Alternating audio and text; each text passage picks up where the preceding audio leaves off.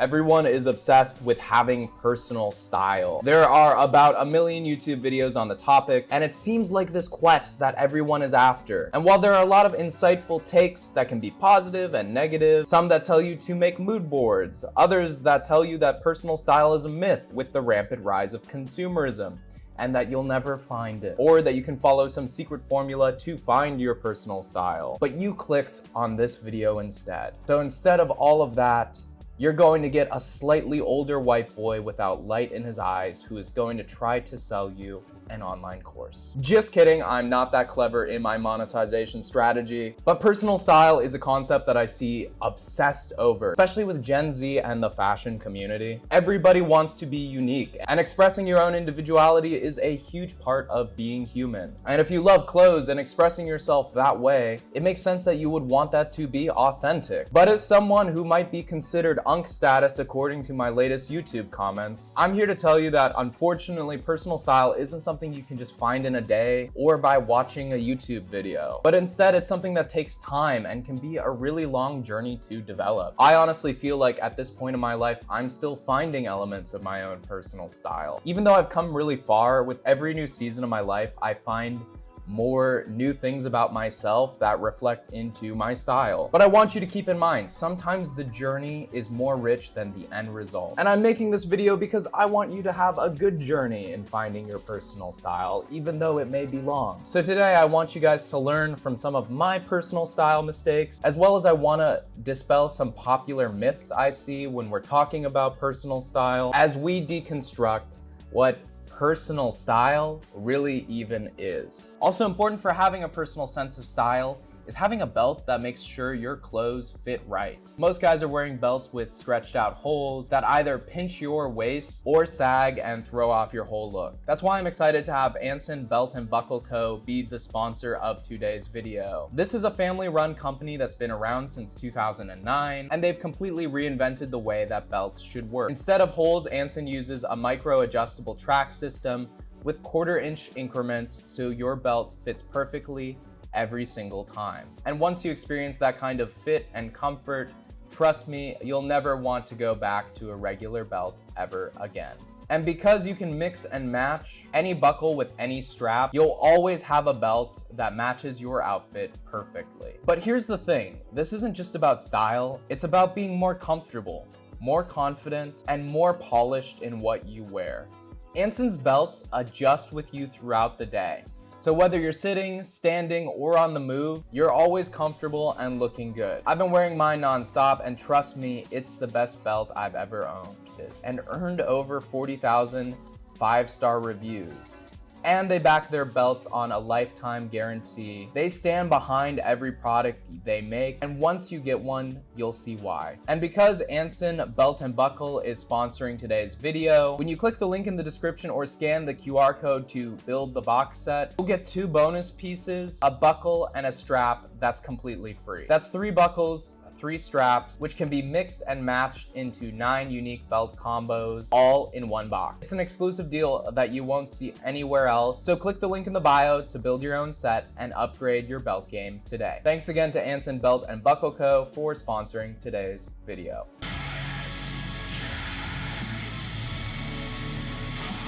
First, I want to dispel or address some myths I commonly see in discourse around personal style. First is that personal style is a fixed goal, or you can get there someday, or it's something that you can achieve. And I just don't think that's really true. I think personal style is something that never really stops growing and adapting. In the same way where if you stopped growing as a person, you're going to be a pretty shitty person. Just as you mature and grow as a person as you get older, I think your personal style is sort of supposed to adapt in the same way. There are certainly people who would think I'm wrong. There is some consistency with personal style, as I think as you grow, you develop a core or some core tenets that sort of help you define your personal style as you continue to grow, but more on that later. The second big myth that I think I want to dispel about personal style is that people seem to think that if you have personal style, you completely avoid trends. And trends are sort of a tricky topic in this day and age. There's a lot of discourse and discussion about how trends are bad, especially in the hyper-consumerist economy that we are in. Like, obviously, you shouldn't be an NPC or a mindless consumer who is shoveling more trend slop into your mouth every 6 to 9 months when the newest to hottest fit pick drops completely redefine your personal uniform. I know some of y'all who are looking to cop Dior this year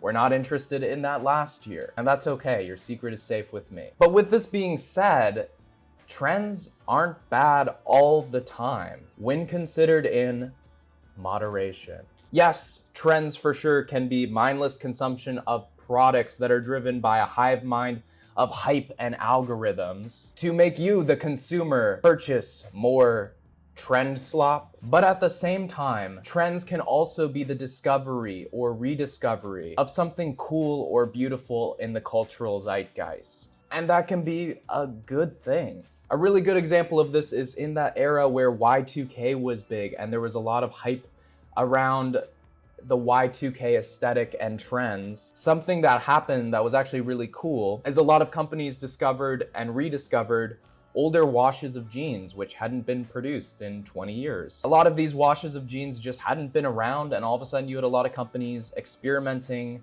with different washes of jeans from the Y2K era. And you saw a lot of companies reinterpret those washes with their own silhouettes in a lot of really cool ways. Even one of the most original designers of all time, Rick Owens, reinterpreted jeans towards these new Y2K washes. Trends, when moderately adapted, can be helpful in progressing your own style because they help you discover something new. And when I say participating in a trend, I don't just mean buying the latest and greatest swaggy uniform of whatever is on the Instagram Explore page, but participating in a trend can be done thoughtfully and can actually help you in discovering your own personal style. Even looking at someone like Tom Ford or Rick Owens, these are designers and people that we consider titans of their own unique personal style. They still adapt, even though they're very mature in their own personal style, and they pay attention to trends, and they take from whatever the current cultural zeitgeist is. But what holds them as mastheads of personal style is that they know themselves at their core. What I'm saying is that personal style is not trend agnostic. For people even like Rick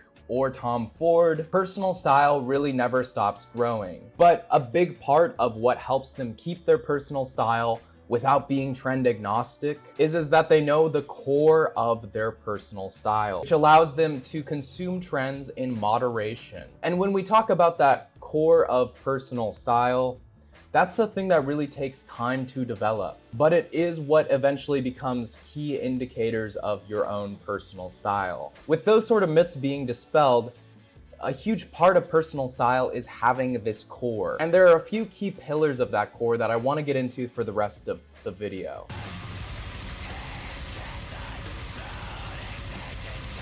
The first core pillar of personal style is understanding fit and the silhouettes that truly suit you. Listen, everybody's body is different. You're going to have different height, waist size, chest size, the list goes on. And the truth is you can only change your body so much. And finding silhouettes and the shapes of garments that truly not only fit you, but you feel comfortable in is really integral to creating a sense of personal style. And if you aren't aware of your own body and the limitations, and not only the limitations, but what complements it the most, style isn't really gonna be personable or suited to you. That doesn't mean you can't experiment with silhouette. Understanding what cuts and silhouettes are just going to be the best for your specific body type is going to be a way more helpful thing for defining your personal style than creating a mood board of people who probably don't have the same body type as you. They could be shorter or they could be skinnier. So knowing which cuts of coats, shirts, pants gives you the best chance of making your style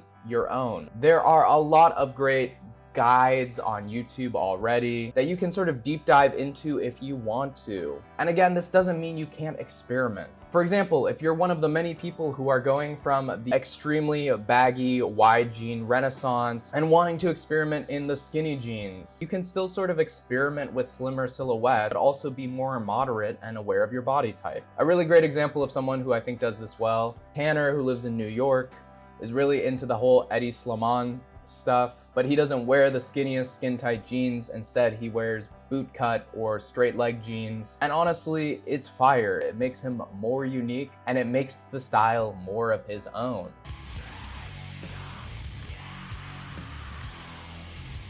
Second pillar I want to talk about is bringing your personal interests outside of fashion and bringing them in your personal style. When it comes to being inspired for your own personal style, yes, you can force it. You can build mood boards. You can be inspired by other people in that way. Or you can let aspects of your personality and interests slowly shape your style over time. A lot of time when people talk about being inspired with your personal style, people always talk about making mood boards of people whose style you like. And again, that's not a bad thing. Growing that specifically, it may be better to look inward, your other interests besides fashion, and really start letting your personal style grow out of that. Your real activities and passions outside of clothing should inform how you express yourself and dress accordingly to those passions. So, for example, if you're into anime, maybe you're taking inspiration from anime characters in your favorite TV show. If you're into soccer, maybe there's certain memorabilia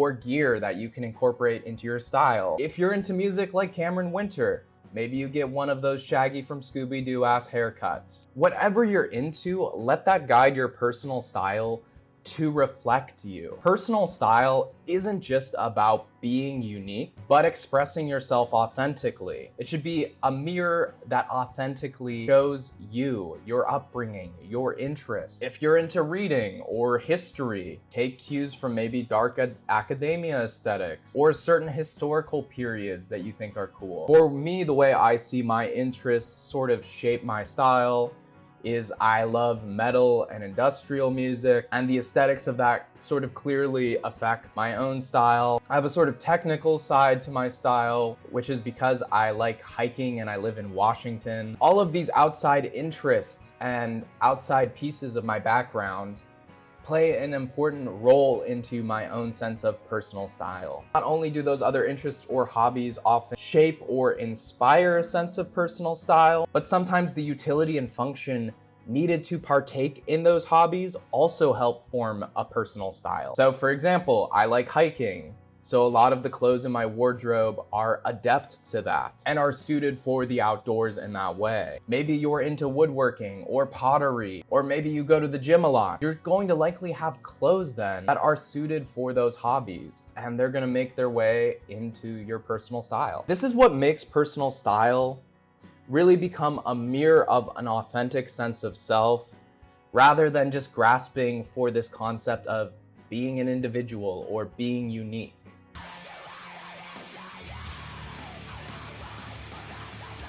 The third, and I think the most important pillar at the core sense of personal style is trying and understanding how different styles of garment and finding which ones have the connotation which most suit your true individual sensibilities. While personal style reflects your personality and it reflects your interests, personal style can also go a layer deeper than that and reflect your true personality and the way you act and your attitude towards the world. This is the most complex core pillar, and it takes the most time to refine and understand, because I think it takes a while to refine and understand yourself. But every single piece of clothing carries with it a psychological and historical connotation that are deep within its aesthetics and can change really easily just with the trim. And you're gonna find that some of the connotations that some clothes carry are more authentic to your vibe than others. But we really aren't unaware of these connotations when we step back and think about it. For example, blue Levi jeans are going to harken back to a very traditional American dream of youth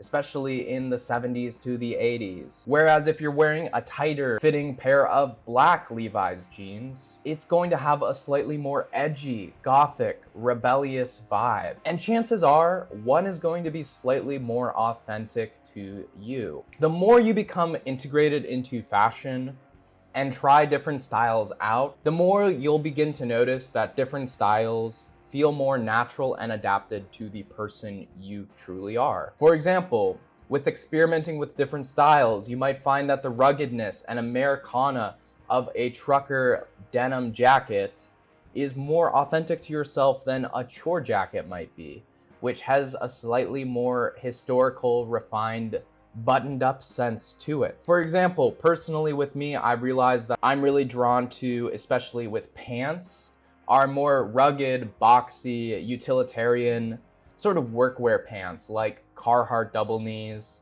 or cargo pants. I feel like not only the ruggedness of it suits me, but the elements where it's just more casual and has this utilitarianism, they sort of match my own character and attitude towards the world. But then as far as outerwear goes, I'm really drawn towards ball macan overcoats, for example. I think they have a sort of elegance, aristocracy, or academia connotation towards them, which I also find suits my vibe in a completely different way. And oftentimes I'm combining these two elements together in one outfit. And there's this sort of axiom where the ruggedness of the pants and the elegant traditionalism of an overcoat or jacket like this mixes well for me, even though it's sort of a contradiction. Again, these are sort of contradictory ruminations on masculinity, but for me and my personality, them coming together actually makes sense and I think captures my vibe quite well. Oftentimes as people, we have elements of ourselves which are contradictory, and our clothing can sort of express that in a really, really cool way. While I may be suited and attracted to certain elements of elegance and refinement that come from a ball macan overcoat, someone like Rick Owens is usually seen in traditional Chesterfield overcoats.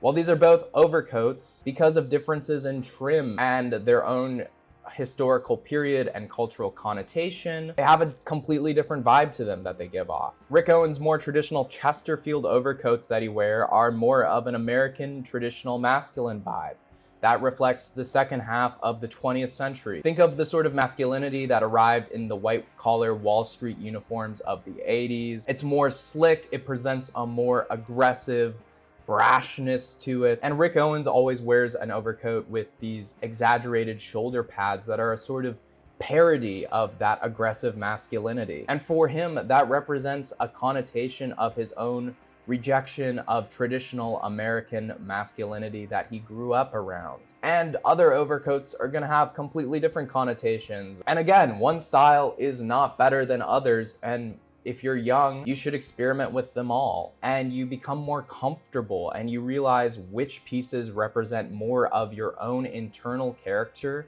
and attitudes towards the world better than others. It takes a long time and you have to experiment, but eventually pieces and styles start to feel like genuine extensions of self rather than just an element of an outfit. So with all of this in mind, I want to say creating a personal style takes time. You have to be patient. Personal style is not an individuality contest or a contest for whoever is the most unique.